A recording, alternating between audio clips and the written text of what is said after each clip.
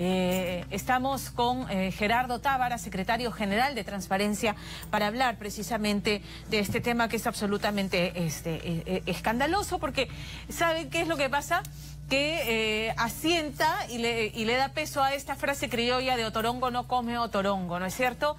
Deberían fiscalizar, sancionar y ser transparentes y demostrar pues que no tienen rabo de paja, pero no. Hay un malentendido espíritu de cuerpo. Gerardo, ¿cómo estás? Buenas tardes. ¿Qué tal? ¿Qué tal? ¿Cómo estás? Bueno, es lamentable lo que dices, Pamela, pero cierto. El Congreso está en una situación de descrédito muy alta y creo que se lo ha ido labrando poco a poco. Se lo ha ganado pulso. Sí, y me parece que la renuncia del congresista Juan Carlos González a presidir la Comisión de Ética es de alguna manera el resultado de una crisis que estaba atravesando esa comisión ya desde hace algún tiempo. Su primer presidente fue el congresista Segundo Tapia y renunció también a presidir esa comisión después de que el Pleno del Congreso decidiera reducir al mínimo las sanciones que la comisión había recomendado en dos casos de especialísima gravedad. Uno, el caso del congresista Elías Rodríguez, que era vicepresidente del Congreso en ese momento, acusado de plagiar 6 proyectos de ley. Él reconoció que eso había sido así. La Comisión de Ética recomendó que se le suspendiera por 120 días, que es la máxima sanción que puede aplicar, pero el Pleno del Congreso le redujo eso a una amonestación y una multa por 30 días. ¿No? Se recomendó también la suspensión del congresista Clayton Galván, que había ocultado en su hoja de vida que tenía sentencias, y sin embargo el Pleno del Congreso lo absolvió. ¿El Pleno? El Pleno del Congreso, ¿no? Entonces hay una situación, y luego ¿qué de es? eso, ¿Un concierto de voluntades para hoy? Diera la yo no te impresión de chanco que a sí. ti y tú mañana tampoco me lo haces a mí. Sí, así pareciera, ¿verdad? Nosotros hicimos un análisis de todas las denuncias que ha recibido la comisión desde que se instaló el 2016.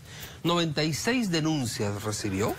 ¿Desde qué? Desde agosto del año 96, 2016, en que se instaló la comisión, recibió 96 denuncias. Y solo investigó en 14 casos. ¿Qué es lo que trato de decir? La comisión puede efectivamente desechar algunas denuncias porque considera que hay mala fe, que no hay suficientes indicios.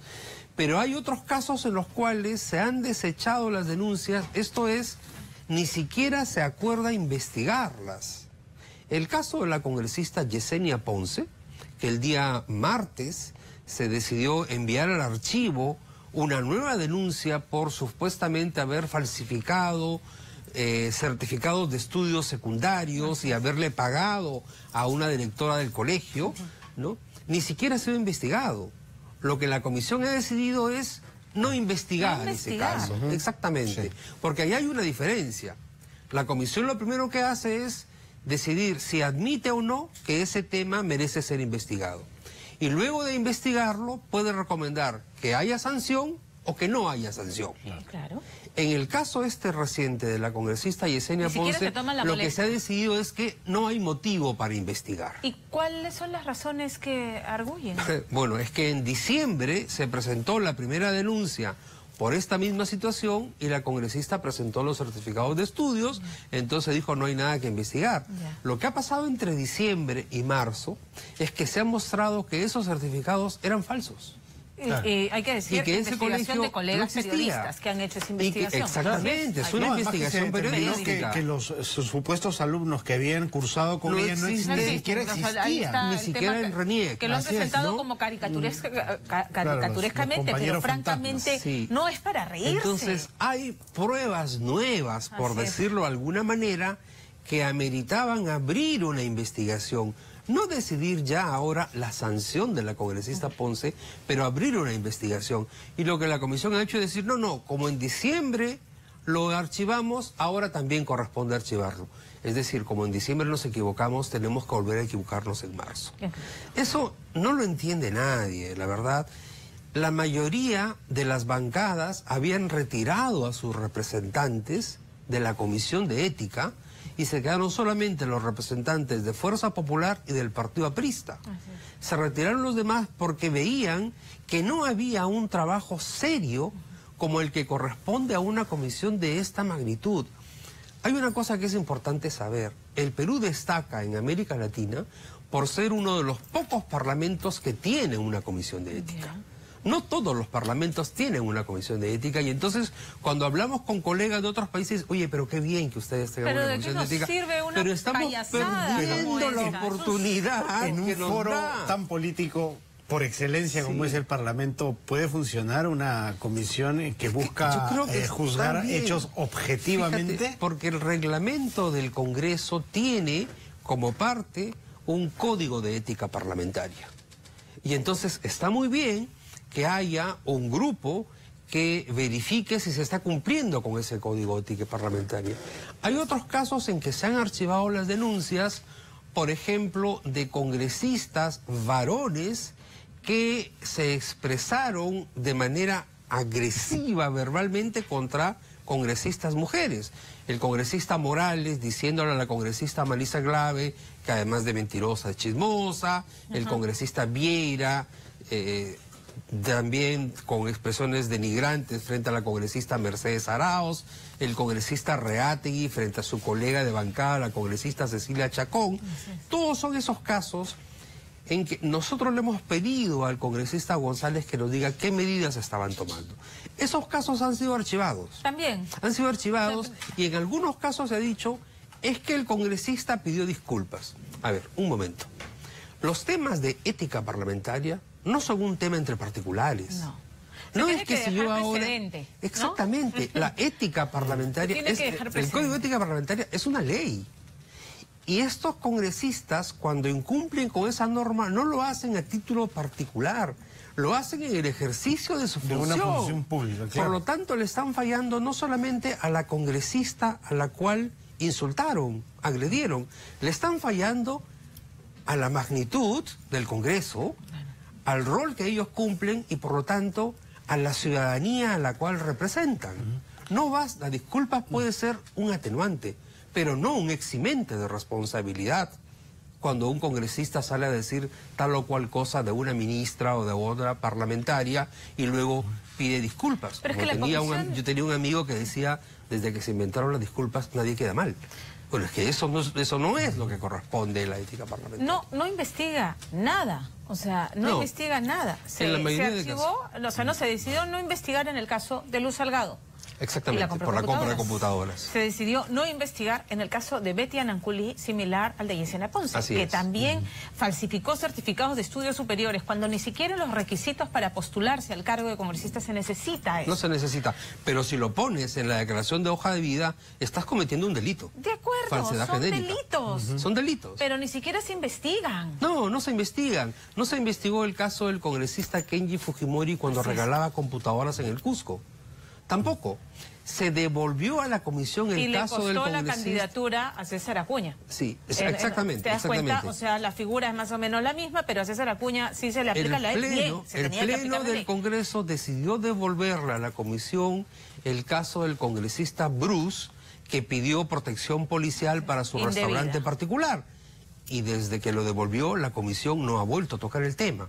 Exacto. Es decir, son innumerables casos que revelan que la comisión no estaba produciendo los resultados que se esperaban y estaba más bien siendo demasiado laxa en el tratamiento de los casos, porque negarse a investigar una situación que aparece tan documentada como la de congresista que falsifica estudios de la secundaria, que inventa un colegio que no existe, una promoción que no existe, es el mismo que caso aparentemente de paga. Exactamente el mismo caso, también de Fuerza Popular. Y entonces se decide, no lo vamos a investigar. Es una situación ya de escándalo. Hoy por ti, mañana por mí, pues, ¿no? Da la impresión que todo este malentendido espíritu de cuerpo. Sí, por eso yo creo, y nosotros pensamos que lo que toca ahora no es, bueno, como cuando renunció el congresista Tapia, se nombró al congresista González en su lugar y que todo siga normal. No. Nosotros esperamos que no se nombre a ningún reemplazo al congresista González. Bien. Que esa comisión quede en stand-by y se proceda a una reestructuración de la Comisión de Ética Parlamentaria. Hay proyectos de ley presentados para reformar la comisión. El tema es que si siempre va a estar en manos de ellos mismos, nada nos garantiza que no volvamos a caer en esta misma práctica. Ayer William Lombardi y de Belaúnde han presentado un proyecto para que la Comisión de Ética sea algo así como externa y una junta de notables, y que la segunda instancia ya sea el pleno para no... quitarle totalmente la majestad al Parlamento. Antes, en el periodo anterior, la Comisión de Ética estaba integrada por un representante de cada bancada. Allí no había mayorías. Luego eso se cambió y se aplicó la proporcionalidad, y entonces pasó a tener un mayor número de miembros. Hay 4 de Fuerza Popular, etcétera, ¿no? Hay que discutir si a lo mejor conviene volver al esquema anterior de 1 por cada bancada, ¿no? En segundo lugar, se puede discutir si es que la presidencia debe recaer en alguien de la mayoría o es que tiene que estar en alguien de la oposición, ¿no? Pero también está la propuesta de los congresistas Lombardi y de Belaúnde, que la comisión sea presidida por un expresidente del Congreso de la República, que ya no tenga militancia partidaria, y que esté integrada por personalidades designadas a propuesta de la Defensoría del Pueblo, el Acuerdo Nacional, universidades. Claro, gente es decir, de personas independiente al Congreso. Exactamente, que brinden garantías por idoneidad, por confianza ante la población. Y que el informe que emita esta comisión sea el que vaya a votación en el Pleno. Nadie dice que sea esta comisión de externos la que sanciona, pero la que analice los casos. Hay que revisar cómo se selecciona al personal técnico de la Comisión de Ética Parlamentaria. Porque hubo una denuncia también que se produjo hace algunos meses de que una congresista estaba enviándole regalos a uno de los miembros del equipo técnico, el famoso lapicero de la Comisión de Ética, y eso quedó sin esclarecerse. El congresista González dijo sería una infracción haber enviado ese regalo, pero nunca aclaró si de verdad se envió el regalo. En todo caso, hay una serie de razones que abonan a favor de, por favor, no cometamos el error entonces ahora simplemente de reemplazar a la persona. Lo que hay que hacer es recomponer la Comisión de Ética, revisar su conformación, sus procedimientos, la manera como se selecciona. Tampoco se trata de dejar morir a la Comisión de Ética. Es valiosísimo tener una comisión de ética. Finalmente, tal vez ellos están creyendo su verdad, pero hacia afuera, fuera de los muros del Congreso, el deterioro por este tipo de decisiones absolutamente absurdas es que finalmente el Parlamento va quedando sin ningún tipo de respaldo, y eso políticamente es peligroso también. Es muy malo, es muy negativo, más aún en un contexto en que el Perú tiene una dura batalla contra la corrupción. Y es un tipo de corrupción que no solamente afecta al sector privado, sino que afecta al sector público. Y no solamente a funcionarios de una determinada municipalidad, sino a líderes, dirigentes de los más importantes partidos políticos, expresidentes de la República, la exalcaldesa de Lima Metropolitana, están en procesos de investigación por supuestamente haber infringido delitos de corrupción de gran magnitud.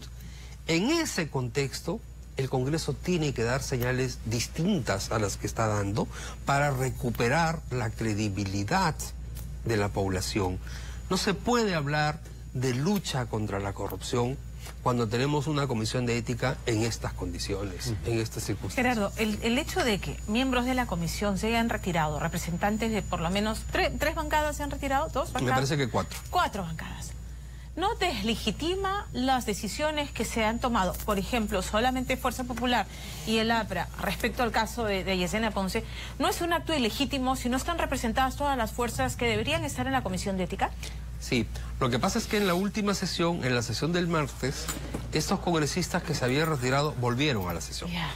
Volvieron a sesionar. Pero Lescano nos dijo, pero supuestamente no se iba a ver el tema de Yesenia Ponce, los convocaron. Y ahí empieza una discusión ética también, ¿no? No, los convocaron. Si había un acuerdo y no se respetó, ¿era éticamente correcto retirarte o quedarte y finalmente avalar el hecho?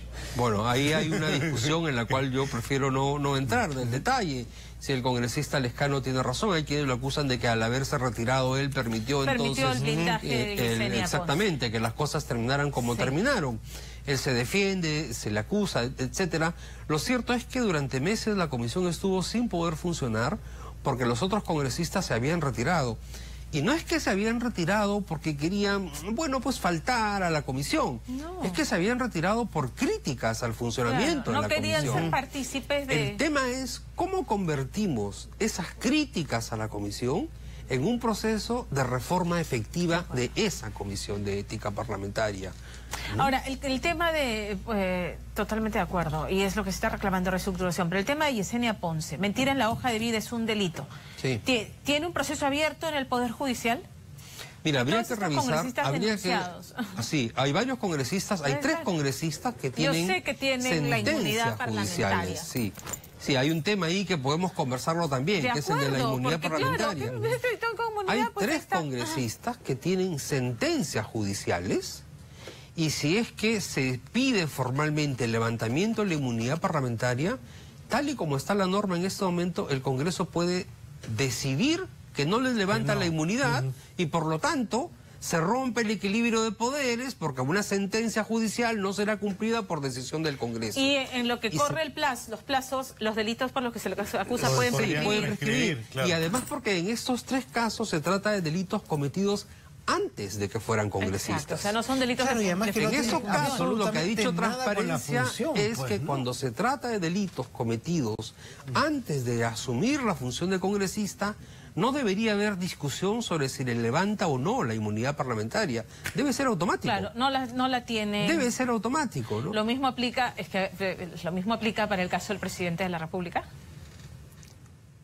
Bueno, eso es una situación diferente porque... Lo planteaba, me estoy yendo un poquito por la tangente, pero por el caso del expresidente Kuczynski, porque lo que se le estaba cuestionando son cosas que habían ocurrido antes de que ejerciera la presidencia. Todo lo del tema de Westfield, ¿no es cierto? Son... si fueran delitos, si se comprueba que son delitos, se habrían ocurrido antes de... Por eso es que no tiene en esos casos derecho al antejuicio político. Exacto. Y por eso es que apenas presenta la renuncia, se produce el allanamiento y demás de su casa, porque se trataría de hechos cometidos antes de asumir el cargo de presidente. Entiendo de la que República. Patricia Donaire, hoy Peruanos por el Cambio, ha presentado un proyecto pidiendo pues que dentro de las prerrogativas que tienen los congresistas no esté la inmunidad parlamentaria. Que se elimine la inmunidad parlamentaria. Debería ser en todos los casos. Mire, hay que analizar la propuesta. Desde Transparencia, por lo menos en lo que hemos estado de acuerdo, y así lo hemos presentado, es que cuando se trata de delitos cometidos antes de asumir la función de congresista, el levantamiento de la inmunidad sea automático. No tenga que pasar por una discusión en la comisión y que el Pleno vote si le levanto o no le levanto la inmunidad a Gerardo Tábara por un delito que cometió 5 años antes de ser congresista. En ese caso, por decirle palabras sencillas, el Poder Judicial le pide al presidente del Congreso que eso, y el presidente del Congreso le comunica al congresista, ¿sabe qué? Usted está pedido por el Poder Judicial, doy cuenta al Pleno y el señor se va. Claro. Así de sencillo, porque el delito no es un delito de función. Es un delito cometido antes. De acuerdo. Que es el caso de los 3 congresistas que hoy tienen sentencia. ¿Qué son? A ver, solo recuerdo en este momento uno, es el congresista Benicio Ríos, por ejemplo. Tiene una sentencia con una condena, no me equivoco, 5 o 7 años. ¿En primera instancia? En segunda instancia. En segunda instancia, sí. Porque el tema de las instancias también es importante, ¿no es cierto? Si es en primera instancia, probablemente esperar a la segunda. Y entonces está en un momento en el cual el Poder Judicial va a pedirle al Congreso que le levante la inmunidad parlamentaria. Y entonces es ahí donde vamos a ver la discusión cuánto se demora. En el Congreso anterior, el Poder Judicial pidió que se levante la inmunidad parlamentaria al congresista Heriberto Benítez, porque estaría involucrado en el caso de la centralita, con el señor César Álvarez. Y durante 3 años el Congreso ni siquiera puso a debate ese pedido del Poder Judicial. Con lo cual el Poder Judicial no podía investigar al congresista Heriberto Benítez y al congresista Crisólogo, porque el Congreso se negaba a levantarle la inmunidad parlamentaria. Y eran también delitos supuestamente cometidos antes de que fuesen congresistas. De acuerdo. ¿No? ¿Cómo es que establece, digamos, marcos legales en otros países respecto a la inmunidad parlamentaria de sus congresistas? Varía. Hay casos como Colombia, por ejemplo, donde no existe inmunidad parlamentaria. No existe inmunidad. Hay otros en que está más regulada para determinados delitos propios de la función. Claro. Que ese es el espíritu. Aquí lo que hay, los tienen ateflonados. Aquí hay una cosa absoluta. Cuando el señor Benicio Ríos, del Cusco y de Alianza para el Progreso, fue condenado en primera instancia, acababa de ser elegido, pero todavía no había juramentado. Y entonces él ya estaba diciendo, no, a mí no me pueden juzgar porque tengo inmunidad. Te das cuenta que puede haber casos de personas que buscan llegar al Congreso para salvarse de la persecución judicial. Claro. Como una manera de escapar de un proceso judicial. Eso es lo que hay que evitar de todas maneras y a como dé lugar. Hay que volver a la idea de que la inmunidad parlamentaria lo que hace es proteger el derecho de opinión de los congresistas. Surgió así, surgió para que pudieran criticar al rey, al poder, sin que eso signicara que vayan a prisión. Pero no para ocultar delitos de corrupción. No para delinquir y ser impunes.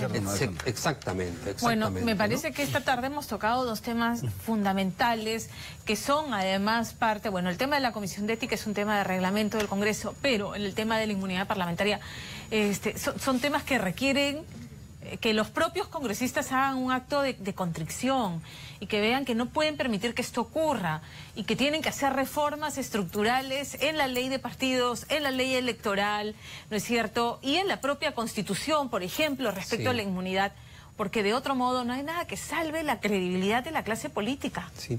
Mira, yo haría una exhortación para que la próxima reunión de la Junta de Portavoces, o más bien para que la Junta de Portavoces se reúna cuanto antes de manera extraordinaria y adopte un acuerdo para proceder con la reestructuración de la Comisión de Ética y decida cuál va a ser el camino y el plazo para tener una nueva manera de actuar en la ética parlamentaria y de permitir que se cumpla el Código de Ética Parlamentaria. Si eso se anuncia muy pronto y se pone en marcha efectivamente un programa de reestructuración, de reconformación, no solamente de cambiar nombres, en la Comisión de Ética Parlamentaria, creo que estaríamos abriendo la puerta para una reforma que es tan urgente y tan necesaria.